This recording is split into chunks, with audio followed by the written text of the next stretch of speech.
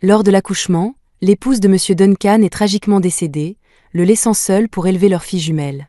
Quand les filles ont eu 5 ans, il s'est remarié, mais sa nouvelle femme détestait les jumelles, les traitant de bâtardes, ce qui a conduit à un divorce amer. Dès cet instant, M. Duncan jura de ne plus jamais se remarier. Il vendit toutes ses propriétés simplement pour s'assurer que ses filles puissent aller à l'école. Les gens de la communauté se moquaient de lui, le traitant de fou. Vendre ta seule source de revenus juste pour éduquer des filles?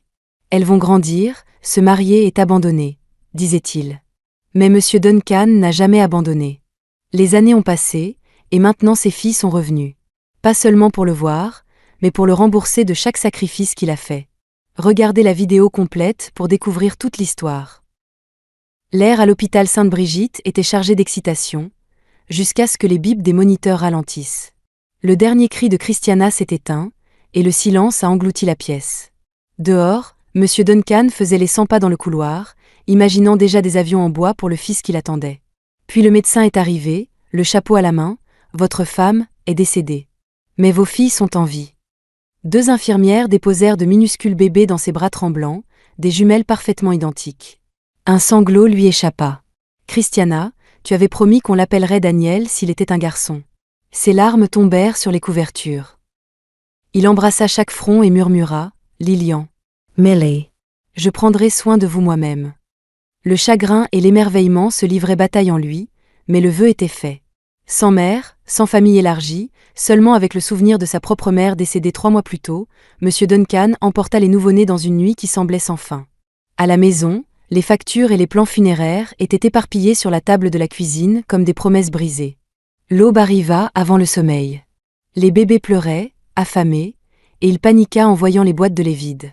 Traversant la ville avec les jumelles sous son manteau, Duncan rencontra Madame Ayel, une sage-femme qui collectait du lait de donneuse.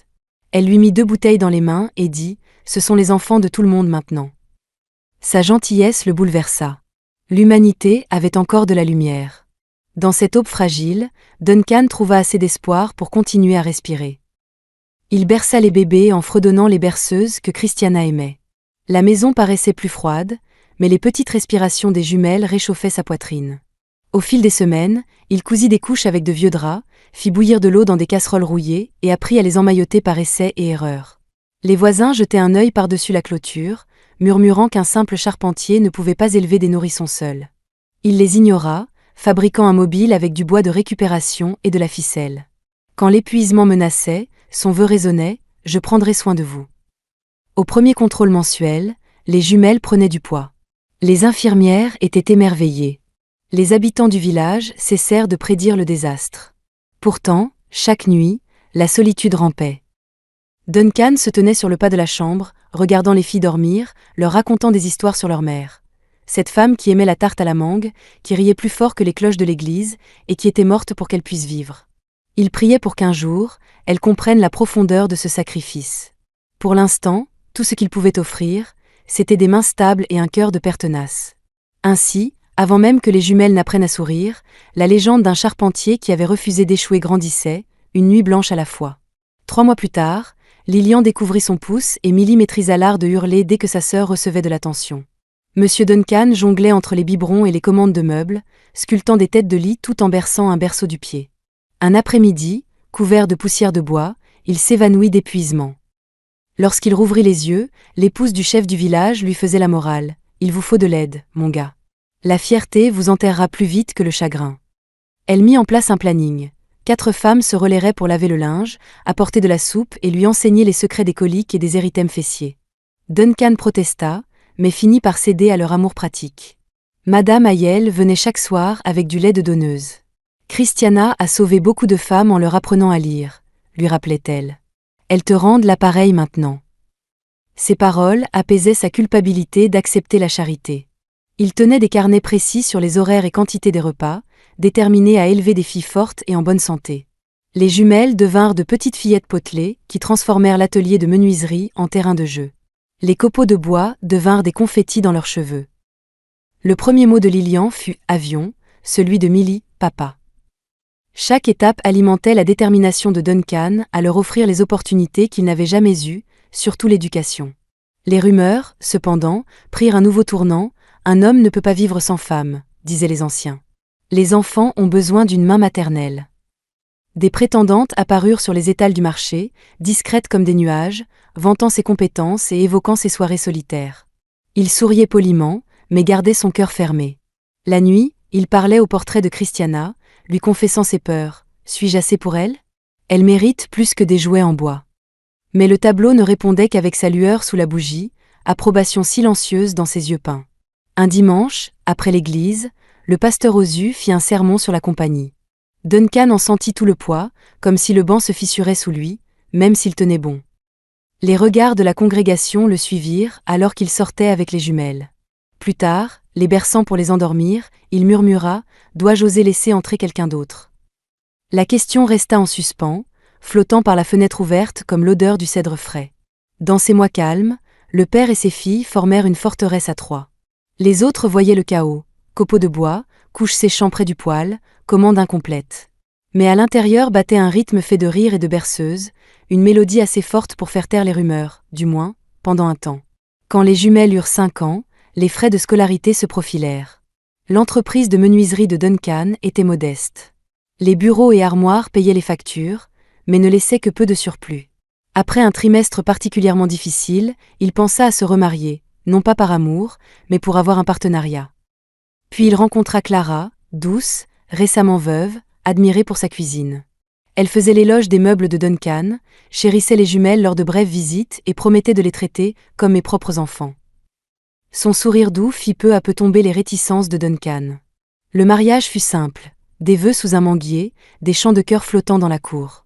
Les jumelles tournoyaient dans leur robe jaune, ravies de gagner une « Mama Clara Hara ». Pendant 6 mois enchantés, la maison embaumait le pain frais, et l'heure du coucher incluait des histoires racontées à 2 voix. Duncan osa croire que le destin leur avait offert une seconde chance de former une famille. Mais la réalité le frappa un jeudi humide. Duncan rentra tard de l'atelier, sa chemise collée de sueur. En entendant des cris, il se précipita à l'intérieur. Clara se tenait au-dessus des jumelles, brandissant une cuillère en bois. Des marques rouges apparaissaient déjà sur leurs petits bras. « Petite bâtarde !» cracha-t-elle. « Vous avez renversé de l'huile de palme sur mon nouveau pagne. » Milly se recroquevilla, Lilian protégea sa sœur. Quelque chose de primal s'enflamma en Duncan.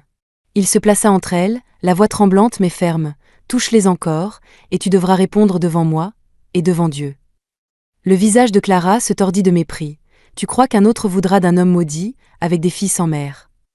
Furieuse, elle fit ses valises avant l'aube et claqua la porte du portail derrière elle. Les voisins chuchotèrent sur ce mariage raté, tandis que Duncan berçait ses filles qui gémissaient dans leur sommeil. La honte le brûlait, mais la rage encore plus. Au lever du soleil, il s'agenouilla à côté de leur lit. « Plus jamais je ne mettrai votre sécurité en jeu.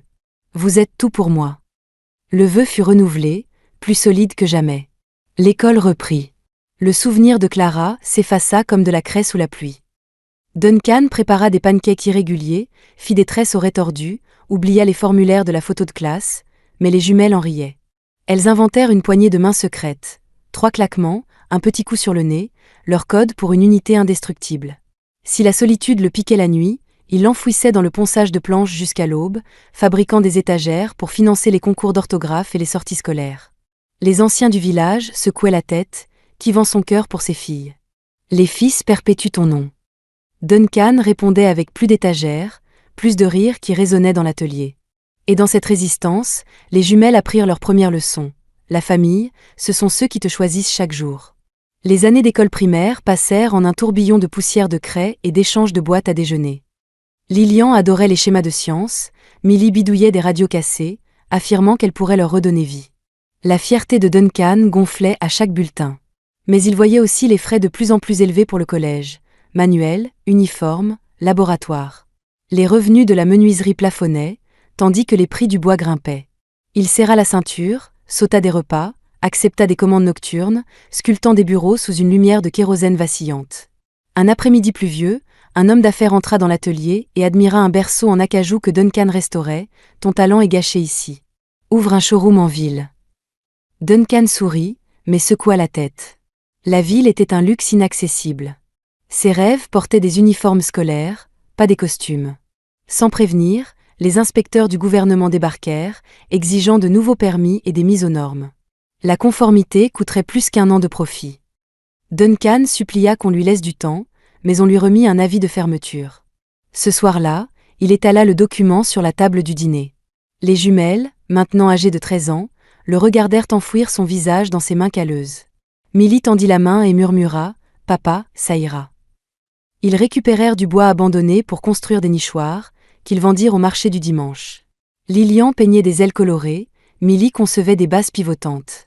Les clients adoraient la nouveauté, mais les revenus ne couvraient que peu les frais de scolarité. Duncan envisagea de vendre son bien le plus précieux, l'atelier lui-même. L'idée lui déchira le cœur, comme vendre un membre. Mais l'avenir exigeait un sacrifice. Il se rendit au service du cadastre, le cœur battant, et revint avec une pancarte « à vendre ». Les commérages explosèrent, quel idiot. Les filles se marieront et partiront. Il faut investir dans des fils. Les jumelles entendirent chaque moquerie, mais gardèrent le silence, ajoutant plus de couleur au nichoir, transformant la douleur en article. 3 mois plus tard, un acheteur proposa assez pour couvrir les frais de lycée et un petit budget de vie. Duncan signa, les mains tremblantes sur les clés.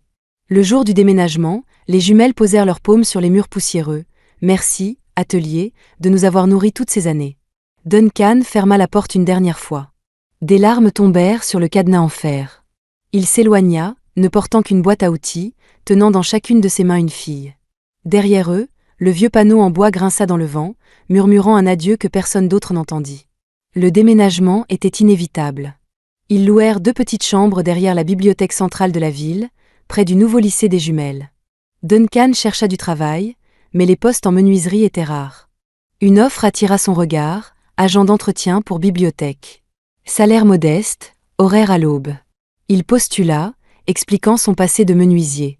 La directrice, Madame Mensa, examina ses paumes abîmées, puis sourit, quelqu'un qui respecte le bois respectera aussi les livres. Le poste est à vous.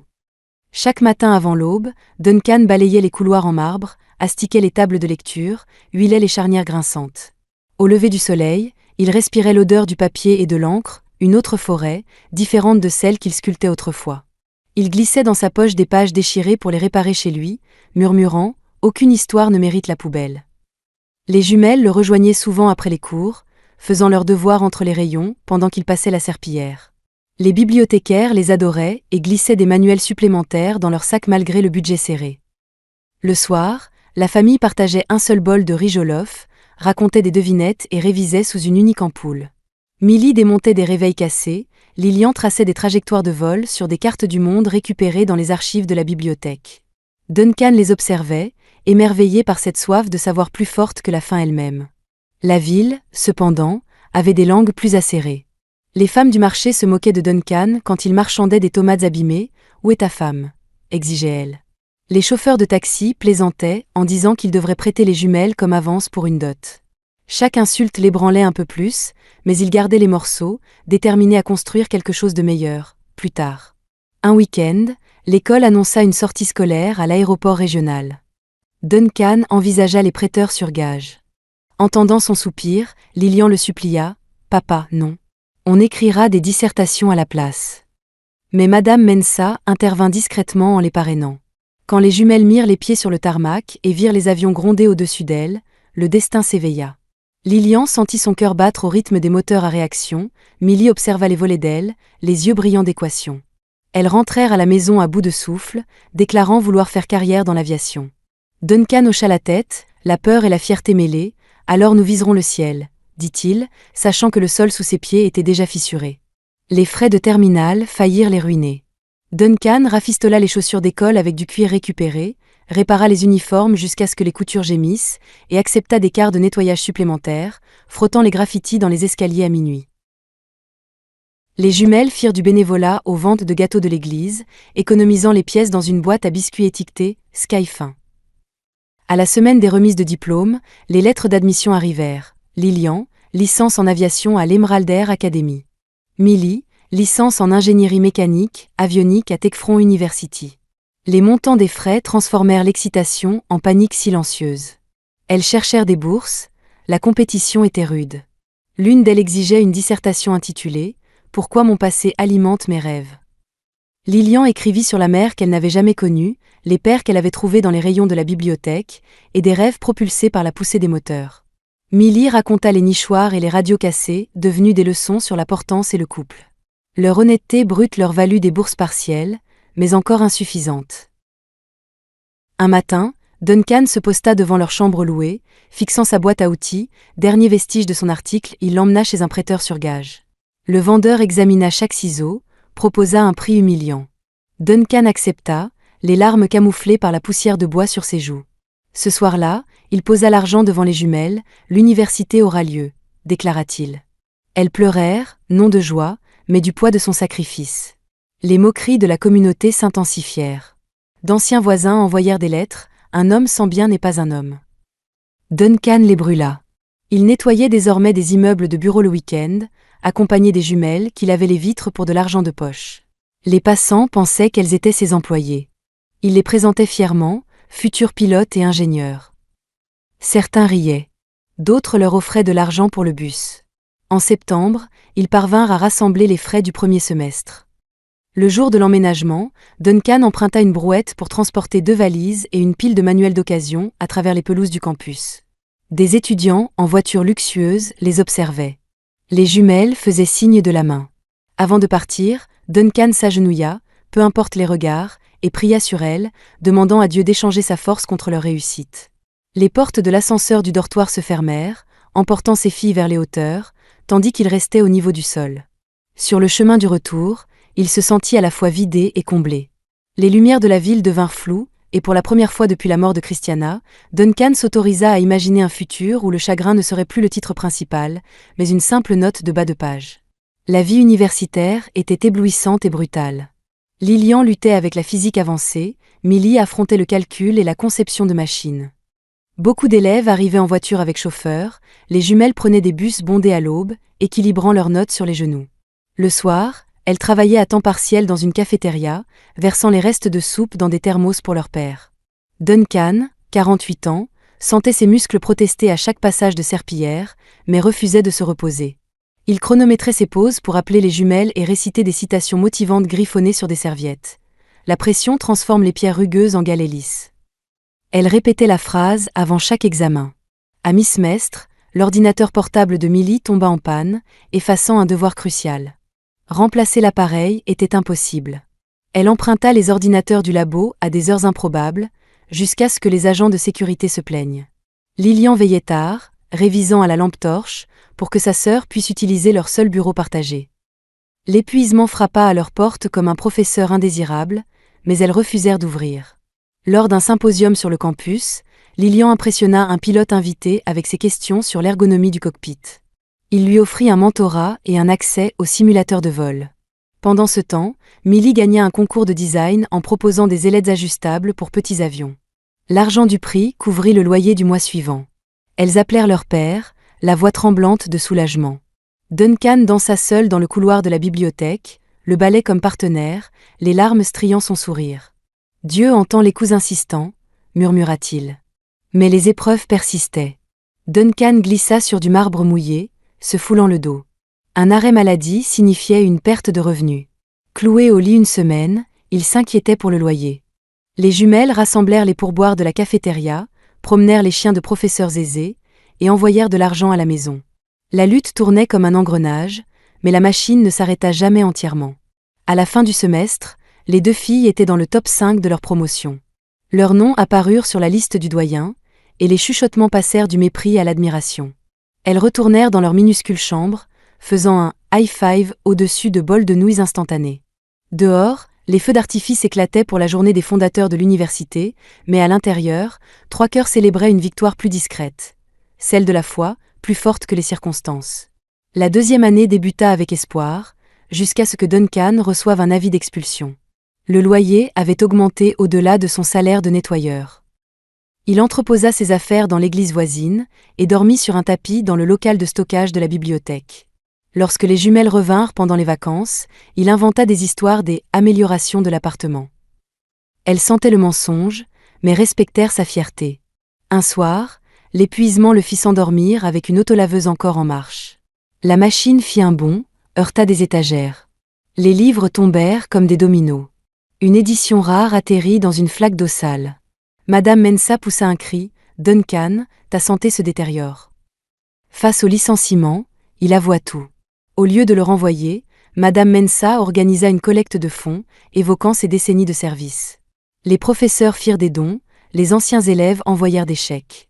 En quelques semaines, les fonds couvrirent ses frais médicaux et lui permirent de louer une petite chambre près du campus. Duncan protesta, mais Madame Mensah insista. « Tu as réparé nos livres, laisse-nous réparer ta vie. » Pendant sa convalescence, il suivit gratuitement des cours du soir en dessin assistés par ordinateur, affirmant que les vieux chiens pouvaient apprendre de nouveaux tours. Les jumelles l'encouragèrent. Lilian supervisait sa rééducation via des appels vidéo, tandis que Millie lui envoyait des designs de chaises ergonomiques pour prévenir toute nouvelle blessure. Leur lien devint plus fort que les épreuves. À la fin de l'année, l'école d'aviation annonça un stage très sélectif chez Skyway Airlines. Il n'y avait que 2 places. Lilian postula, la gorge serrée, face à des concurrents aux relations bien placées dans l'industrie. Le jour des résultats, elle vit son nom en tête de liste sur le tableau d'affichage. Elle s'effondra dans les bras de Millie en pleurant. « La serpillière de papa m'a offert des ailes. » Pendant ce temps, Millie obtint un stage d'été chez Aeroch Manufacturing. Elle conçut un prototype de support avionique, à la fois solide et léger, qui impressionna les superviseurs. Ils prolongèrent son stage indéfiniment, avec une modeste bourse. Elle en envoya la moitié à Duncan, qui l'utilisa pour s'offrir une assurance santé pour la première fois depuis des années. La nuit, Duncan écrivait sa gratitude. Pour le lait renversé qui avait attiré des mères donatrices, pour les berceaux brisés qui avaient donné naissance à des nichoirs, pour avoir dormi sur les sols des réserves qui avaient rendu des inconnus généreux. Il voyait enfin le schéma. La douleur creusait l'espace pour les bénédictions, une écharde à la fois. La 3e année se fondit dans les mémoires de fin d'études, les heures de simulateur et les sprints de design sans sommeil. Les jumelles partageaient une devise, encore un pas. Quand l'anxiété les frappait, elles appelaient leur père pour entendre sa voix grave réciter le psaume 23. Lui, s'appuyait sur ses collègues de la bibliothèque qui surveillaient son alimentation et l'obligeaient à se reposer. Un mois avant les examens finaux, Duncan ressentit une douleur familière dans la poitrine en polissant des rampes en chêne. Les médecins diagnostiquèrent une hypertension légère. Le traitement ajouta une nouvelle dépense. Lilian menaça d'abandonner un cours pour faire des heures supplémentaires. Il l'en empêcha. Millie proposa de vendre son téléphone. Il refusa également. Elles conclurent un compromis, lui envoyer chaque semaine des plats préparés. Sur le campus, Lilian réussit haut la main son test de vol aux instruments, avec un décollage et un atterrissage parfait. Millie présenta son projet de fin d'études, un module de diagnostic assisté par IA pour les systèmes de cockpit. Les juges lui attribuèrent les plus grands honneurs. La rumeur se répandit vite, les jumelles du concierge qui avaient tout vendu. Les médias demandèrent des interviews. Elles déclinèrent, invoquant les examens. Mais la légende était née. À la bibliothèque, le personnel planifia une fête surprise de départ à la retraite. Le contrat de Duncan prenait fin en raison de restructurations budgétaires. Il accepta la nouvelle avec douceur. Les saisons changent. À son insu, Madame Mensah fit circuler son CV dans les boutiques de meubles de la ville. En quelques jours, Artisan Galerie lui proposa un poste de consultant pour concevoir des pièces sur mesure destinées aux hôtels de luxe, avec un salaire 3 fois supérieur à celui de concierge. Il valorisait non seulement ses compétences, mais aussi son histoire. Quand il annonça la nouvelle aux jumelles, elles crièrent si fort qu'une alarme de dortoir se déclencha. 3 victoires en une semaine semblaient irréelles. Lilian tapa dans ses mains en chantant « Papa est de retour en affaires ». Millie calcula combien de temps il leur faudrait pour régler ses factures en retard, exactement 2 cycles de paie. Les examens terminés, elles commandèrent leur toge. Duncan remit à neuf son vieux costume du dimanche, le repassant à la perfection. Il acheta un appareil photo d'occasion et apprit la photographie sur YouTube, déterminé à capturer chaque instant lui-même. Dans son journal, il écrivit « Christiana, viens voir ce que sont devenues tes filles ». Le jour de la remise des diplômes s'annonça lumineux comme une prophétie. Des rangées de toques étincelaient sous les projecteurs du stade. Duncan arriva tôt, s'installant au premier rang parmi les mentors et parents. Quand Lilian monta sur scène, il cria « C'est ma pilote », provoquant des rires dans les gradins. Millie suivit, sa mèche flottant, et envoya un baiser. Les flashs crépitèrent. Duncan tenta de prendre une photo, mais ses larmes embuaient l'objectif. Des inconnus prirent des clichés pour lui. Après la cérémonie, les jumelles l'emmenèrent sur le tarmac, où Skyway Airlines avait garé un jet de démonstration. Lilian, désormais officiellement copilote stagiaire, l'invita dans le cockpit. Il effleura les interrupteurs comme des reliques sacrées. « Je fabriquais des avions en jouets avec des bouts de bois », murmura-t-il. Elle répondit, « Tes mains ont construit ce futur aussi. » Millie les rejoignit avec un cadeau. Un avion miniature sculpté dans du bois de mahogany, le tout premier que Duncan lui avait permis de toucher. « Pour ton bureau à Artisan Galerie », dit-elle. Il le serra comme s'il respirait. Mia Cruz parvint enfin à obtenir une interview de la famille. Un journaliste demanda à Duncan ce qu'il avait maintenu debout. Il répondit simplement, une promesse faite à leur mère. L'extrait devint viral, inspirant des parents à travers tout le pays. Les dons affluèrent pour un nouveau fonds de bourse que les jumelles créèrent pour les filles en sciences, baptisé Christianae Promise. Ce soir-là, ils mangèrent du manioc et des bananes plantains frites dans un stand de rue, préférant les saveurs humbles au banquet d'hôtel. Entre deux bouchées, ils planifièrent les prochaines étapes, les sessions de simulateur de Lilian, le stage en ingénierie de Millie, et la première installation de Duncan dans un hall d'hôtel, une réception sculptée en noyer. 3 chemins, un seul battement de cœur. Sous les lampadaires, Duncan leva les yeux vers le ciel. Des avions rugissaient au-dessus, leurs balises rouges traçant des arcs de destin. Pour la première fois depuis 21 ans, il se permit d'expirer pleinement. Le serment non seulement avait survécu, il avait pris son envol. 6 mois plus tard, les meubles sur mesure de Duncan ornaient les suites d'hôtels et les bureaux d'entreprise.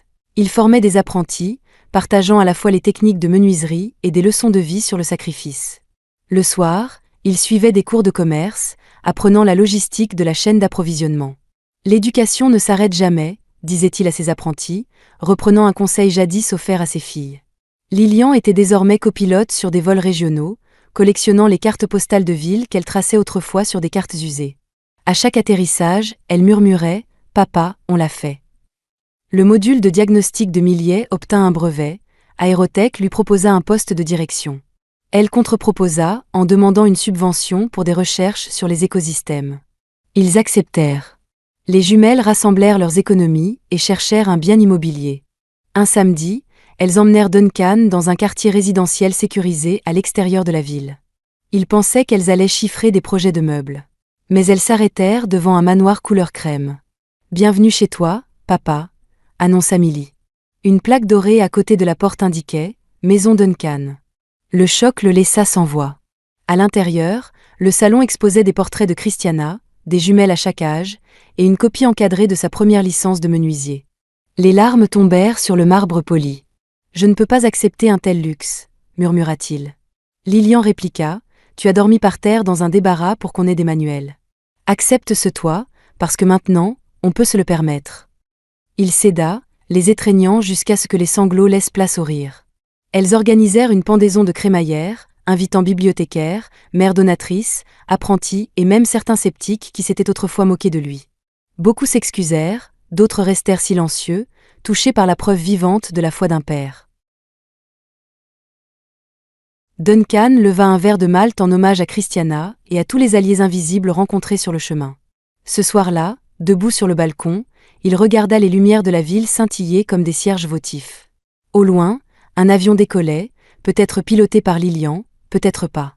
Qu'importe, le ciel lui semblait désormais intime, comme un journal écrit en traînée blanche.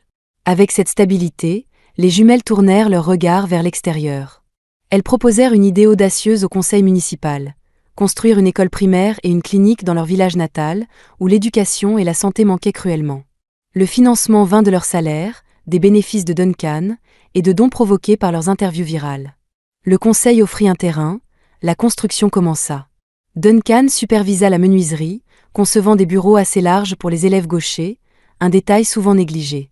Lilian donna des ateliers d'initiation à l'aviation les week-ends, apprenant aux enfants à fabriquer des avions en papier. Millie installa des panneaux solaires, expliquant les énergies renouvelables en termes simples. Le jour de l'inauguration attira une foule. Le bâtiment portait le nom « École et Centre de Santé Mémorial Christiana ». Une chorale chanta, un avion de Skyway Airlines survola en hommage à Lilian. Les enfants crièrent de joie, les anciens pleurèrent. Duncan prononça un discours. Autrefois, investir dans les filles était vu comme du gaspillage. Aujourd'hui, ce sont les filles qui investissent dans tout le monde. Tonnerre d'applaudissements. Les journaux louèrent les jumelles, mais elles redirigèrent les éloges vers les donateurs et les premiers soutiens, comme Madame Ayel et Madame Mensa, à qui l'on remit des plaques honorifiques. L'humilité, disait-elle, était la piste d'atterrissage pour un impact durable. Dans les mois qui suivirent, les infirmières du centre de santé notèrent une forte baisse des maladies évitables. L'inscription à l'école doubla, surtout chez les filles. Les histoires de succès se répandirent. Une enfant déclara vouloir devenir pilote et médecin, inspirée par les deux sœurs. Le serment de départ résonnait maintenant jusque sur des rivages inconnus. Malgré les triomphes, d'anciennes blessures refirent surface. Clara, la belle-mère qui les avait abandonnées, apparut un jour à la galerie de Duncan. Amaigrie et désespérée, son second mari ayant dilapidé ses économies, elle cherchait du travail. Le personnel grimaça, mais Duncan lui offrit du thé. Autour d'une tasse fumante, elle s'excusa pour sa cruauté envers les jumelles. « J'étais noyée dans ma propre amertume », avoua-t-elle. La colère monta en lui, mais il se rappela les nuits blanches à sculpter le pardon dans le bois. Il lui offrit un petit contrat de consultante, stipulant qu'elle rendrait compte au RH, pas à lui. Ce soir-là, il annonça la nouvelle aux jumelles. Lilian soupira, se rappelant le psaume 23. Elles tombèrent d'accord, la miséricorde n'efface pas la mémoire, mais elle libère le cœur de ses chaînes. Le geste de Duncan fit le tour des médias, amplifiant sa légende. Des critiques le traitèrent de naïf, des partisans louèrent sa grandeur d'âme. Il ignora les étiquettes, concentré sur sa prochaine commande de meubles. Mais, en privé, il luttait avec cette gratitude teintée d'inconfort. Les leçons dures forgent parfois les liens les plus solides. Les années défilèrent comme une symphonie de triomphes réguliers. Lilian devint capitaine, pilotant des vols internationaux. Millie dirigea une équipe développant des fuselages composites réduisant la consommation de carburant de 15%. Leur fondation conjointe finança les études de dizaines de filles dans les filières scientifiques à travers le pays. Un anniversaire de la mort de Christiana, la famille se réunit sur sa tombe. Duncan, désormais aux cheveux gris mais droits, y déposa des copeaux de cèdre en forme d'aile. Les jumelles lurent des lettres à la mère qu'elles n'avaient jamais connue, décrivant premier vol, prototype, et le jardin de manguier du manoir. Le vent fit bruisser les feuilles comme des applaudissements. Ils visitèrent ensuite le centre de dons de lait maternel fondé par Madame Ayel, désormais agrandi pour desservir plusieurs districts. Une plaque listait les premières donatrices, incluant celles qui avaient nourri les jumelles. Lilian s'adressa au personnel, « Vous avez sauvé nos vies, goutte après goutte. Aujourd'hui, nous volons grâce à votre foi. » Des infirmières essuyèrent leurs larmes. Les caméras crépitèrent. De retour au manoir, le trio regarda le coucher de soleil depuis le balcon. Duncan dit, « La vie m'a sculpté en un homme bien meilleur que je ne l'aurais jamais imaginé. » Millie se pencha sur son épaule, et elle nous a sculptés en femmes qui porteront toujours ta marque. Les étoiles apparurent, les mêmes que Duncan observait autrefois à travers un toit qui fuyait. Elles brillaient désormais au-dessus d'un manoir, mais n'en étaient pas moins miraculeuses. Le vœu avait dépassé son créateur, illuminant d'innombrables chemins. C'était ça, l'héritage. Pour le 20e anniversaire de l'école des centres de santé Mémorial Christiana, des dignitaires se réunirent pour inaugurer une extension. Duncan, âgé de 70 ans, marcha lentement mais fièrement, canne sculptée par Millie en main.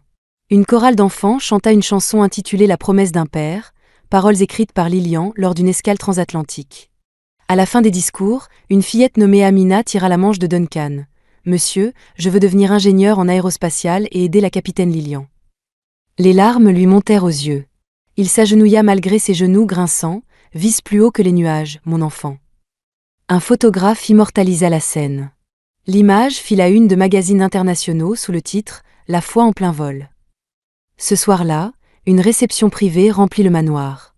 Apprentis, bibliothécaires, pilotes, ingénieurs, mères donatrices et anciens sceptiques se mêlèrent. Duncan tint son verre et demanda le silence. D'une voix douce mais ferme, il déclara « L'amour est le seul investissement qui ne perd jamais de valeur. Merci d'en être la preuve. » Les jumelles présentèrent une dernière surprise, un documentaire sur leur parcours, bientôt projeté dans les écoles du monde entier. Duncan regarda la bande-annonce. Sur, bibliothèque, pistes illuminées. Si cette histoire enseigne quelque chose, dit-il, c'est que chaque enfant est une piste. Débarrassez-la des débris, et il décollera. Plus tard, seul sur le balcon, il murmura aux étoiles, « Christiana, nos filles volent plus haut que ce que nous avons jamais rêvé. » Un jet scintilla au loin. Peut-être Lilian, peut-être pas. Peu importe. Sa traînée brillait comme une signature dans le ciel, preuve qu'un vœu tenu avec amour peut défier la gravité, pour toujours.